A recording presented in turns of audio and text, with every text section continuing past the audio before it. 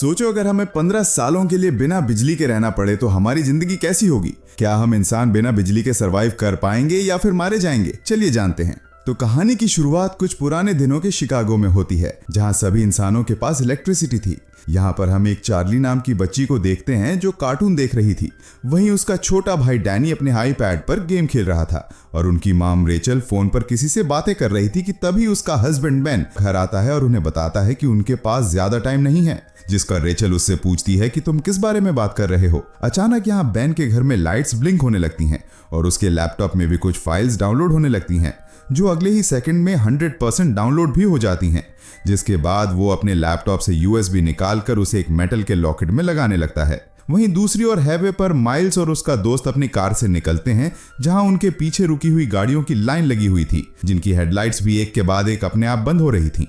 आसमान में प्लेन्स भी इधर उधर क्रैश होने लगे थे, जमीन पर ट्रांसफार्मर फटने लगे थे और यहाँ तक कि विलेज टावर भी एकदम काला पड़ चुका था। इसके बाद हम धरती को अंतरिक्ष से देखते हैं, जहां धीरे धीरे धरती से बिजली गायब होती हुई नजर आ रही थी। अंधेरा USA के नॉर्थ से होते हुए ईस्ट और साउथ में फैलता चला जा रहा था और चारों तरफ ऐसा समा हो गया था कि बिल्कुल कैंडल लाइट डिनर का माहौल था।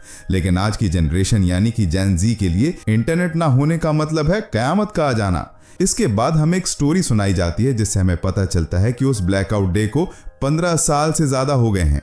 ब्लैकआउट डे के बाद इलेक्ट्रिसिटी वापस आई ही नहीं, जिस वजह से इलेक्ट्रिसिटी से चलने वाली सभी चीजें बेकार हो गई थी। यहाँ तक कि लोगों की कार्स, इंजन्स, जेट टर्बाइंस और जरा सी बैटरीज भी बिल्कुल खराब हो गई थी। इन सब चीजों की वजह से बड़े पैमाने पर सभी के हालात बहुत खराब हुए थे। बीमारी बढ़ी लेकिन दवाइयां नहीं मिली, आग लगी लेकिन आग बुझाने वाली गाड़ियां नहीं थी, फैक्ट्रीज थी लेकिन वहां खाने के लिए कुछ नहीं था और सभी लोग हाथ से काम कर रहे थे।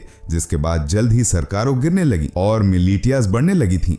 ब्लैकआउट के बाद यूनाइटेड स्टेट्स 6 भागों में बढ़ चुका था, जो कि the Monroe Republic, the Georgia Federation, the Plains Nation Texas, the California Commonwealth. इन सभी शहरों के ऐसे हालात को देखकर ज्यादातर लोग यहाँ से कहीं और शिफ्ट हो चुके थे, जिनमें से एक वैन और उसकी फैमिली भी थी, क्योंकि वो वहां के विलेज एरिया में रहने लगे थे, जो कि दी मोनरो रिपब्लिक एक पीसफुल कॉलोनी थी, जहां कुछ 100 लोग जाकर बस गए थे। यहाँ हमें पता चलता है कि वैन की वाइफ का कुछ साल पहले ही देहांत हो गया था और अब वो एक ब्रिटिश मेडिकल डॉक्टर मैगी को डेट कर रहा था। उसके बच्चे डैनी और चार्ली भी अब बड़े हो चुके हैं, लेकिन डैनी को अकेले रहना ज्यादा पसंद है, क्योंकि वो अस्थमा की बीमारी से गुजर रहा है। ऐसे ही एक दिन चार्ली अपने भाई के साथ जंगल में जाती है, जहां उन्हें एक एबंडेंट वैन दिखती है। चार्ली उसके अंदर जाती है और वहां उसे एक मिनी फ्रिज मिलता है, जिसे देखकर उसे अपने बचपन की याद आने लगती है, जब ब्लैकआउट डे के बाद उसके माम डैन ने उसे वो पिघली हुई आइसक्रीम दी थी, क्योंकि वो उस वक्त की आखिरी आइसक्रीम थी। एक दिन जब चार्ली हर दिन की तरह जंगल में एक चक्कर लगाने जाती है, तब मोनरो मिलिटिया, जो कि मोनरो रिपब्लिक की मिलिट्री फोर्स है, वो कॉलोनी के अंदर आते ही धावा बोल देती है।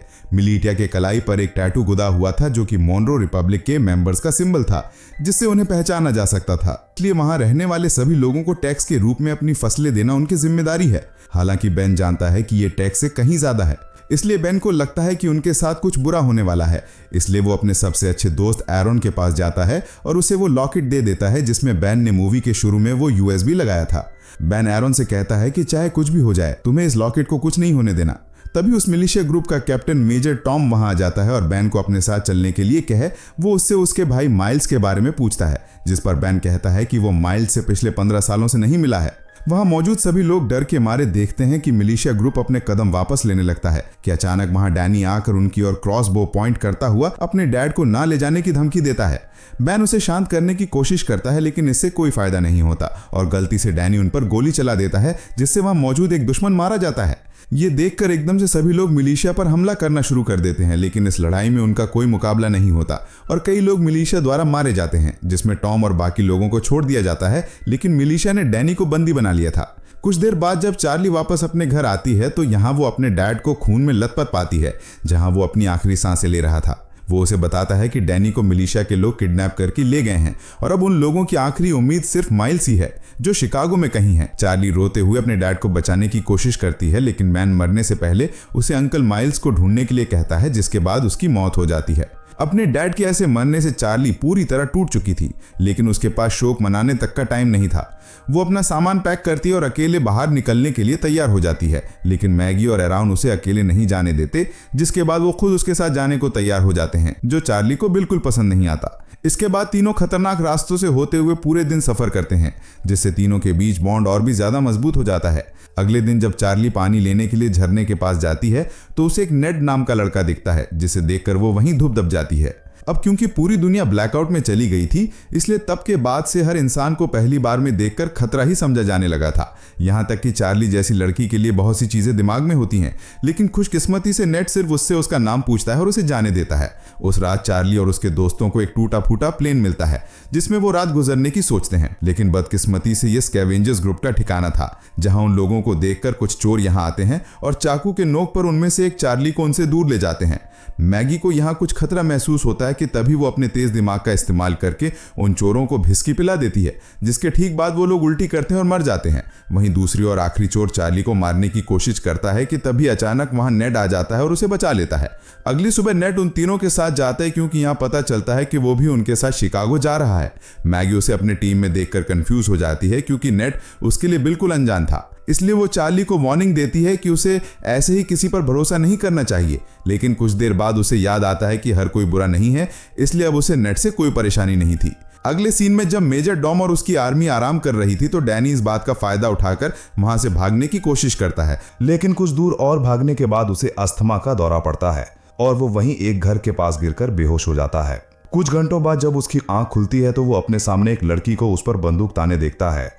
वो लड़की अपना नाम ग्रेस बताते हुए उससे पूछती है कि वो कहां से आया है, जिस पर डैनी बताता है कि कुछ लोगों ने उसे किडनैप कर लिया था, जिनसे बचता हुआ वो यहां आया है। ये सुनकर वो लड़की बंदूक नीचे करती है, जिसके बाद वो उसे अस्थमा पंप देती है और बताती है कि ये उसके मरे हुए बेटे का है। इसके बाद हम उन तारों के ग्रुप को देखते हैं जो फाइनली शिकागो पहुंचे हैं, जो कि मोनरो रिपब्लिक में ही है। यहाँ देखने लायक बात यह है कि रिंगली फील्ड पूरी तरह से प्लांट से कवर्ड है, सड़कें मछुआरों से भरी हुई हैं और फॉक्स बीटल जैसी गाड़ियों को घोड़े की बग्गी में बदल दिया गया है। वैन की बताई जानकारी के बाद वो सभी एक होटल में पहुंचते हैं। बारटेंडर से माइल्स के बारे में पूछते हैं। पहले तो वो बारटेंडर माइल्स नाम के किसी इंसान को कुछ जानने से मना कर देता है, लेकिन जब चार्ली उसे अपने डैन बैन के बारे में बताती है कि हाल ही में उनकी डेथ हुई है, तो वो बताता है कि वो खुद ही माइल्स है, लेकिन वो उन सभी से अपनी पहचान को छुपाए रखने के लिए बोलता है। कुछ देर बाद माइल्स अपनी भतीजी को अंदर ले जाता है और उससे प्राइवेटली बात करता है, जहां चार्ली बताती है कि कैसे मिलिटिया ने उसके डैन को बेरहमी से मारा डाला और डैन को किडनैप करके अपने साथ ले गए।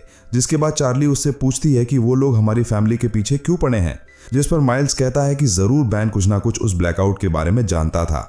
वो कहता है कि मोनरो रिपब्लिक के लीडर जनरल मोनरो एक क्रूड डिक्टेटर था, जो पूरे देश और पूरी दुनिया को अपने कब्जे में करना चाहता था, लेकिन उसके लिए उसे कुछ हथियारों की जरूरत थी, जैसे कि फाइटर प्लेन्स, टैंक्स और यहाँ तक कि न्यूक्लियर बॉम्ब्स। और क्योंकि बैन अकेला ऐसा इंसान था जो ब्लैकआउट क्यों हुआ था उसके बारे में जानता था, और मोनरो को विश्वास था कि वो इससे निपट सकता है। ये सब सुनने के बाद चार्ली अपने भाई डैनी को लेकर और ज्यादा चिंतित हो जाती है और अपने अंकल से उसकी मदद करने के लिए कहती है, लेकिन सरप्राइजिंगली वो उसकी मदद करने से साफ मना कर देता है, क्योंकि उसका मानना था कि ये काम बहुत रिस्की है और वो इस काम को करने के लायक नहीं है। जिससे नाराज होकर चार्ली वापस अपने ग्रुप के पास जाने के लिए तैयार हो जाती है।